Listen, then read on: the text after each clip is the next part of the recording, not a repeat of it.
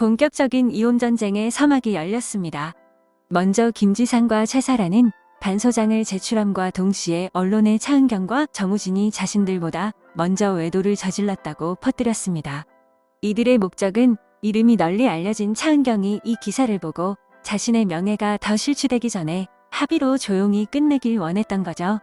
하지만 이혼 전문 변호사인 차은경은 합의할 생각이 추호도 없었죠. 오히려 불리함을 느낀 한유리가 차은경에게 합의를 제안했지만 차은경은 변호사를 잘못 뽑았다고 핀잔을 주며 한유리를 멀리 지방 출장을 보내게 되죠.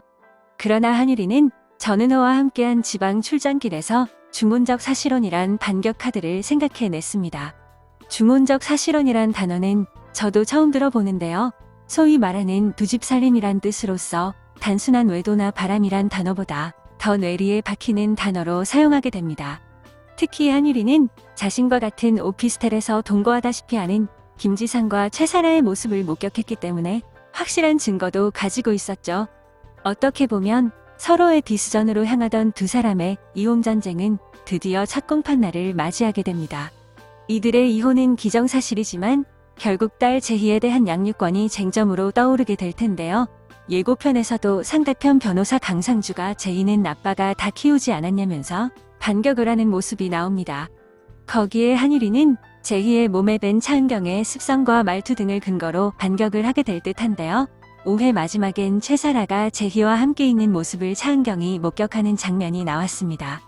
그러나 이는 최사라가 자신의 재판을 유리하게 가져가기 위한 행동일 뿐 그녀가 제희를 진심으로 아끼는 모습은 보여지지 않았죠.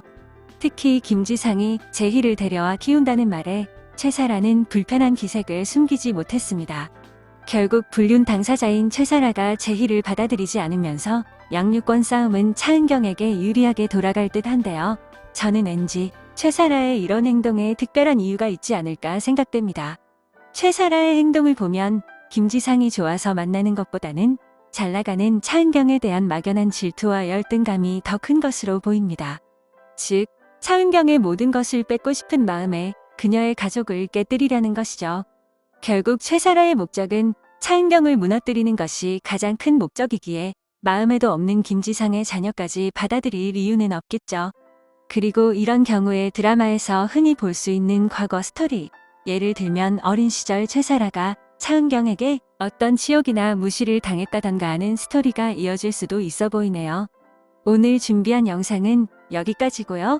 재미있게 시청하셨다면 구독, 좋아요 부탁드립니다. 감사합니다.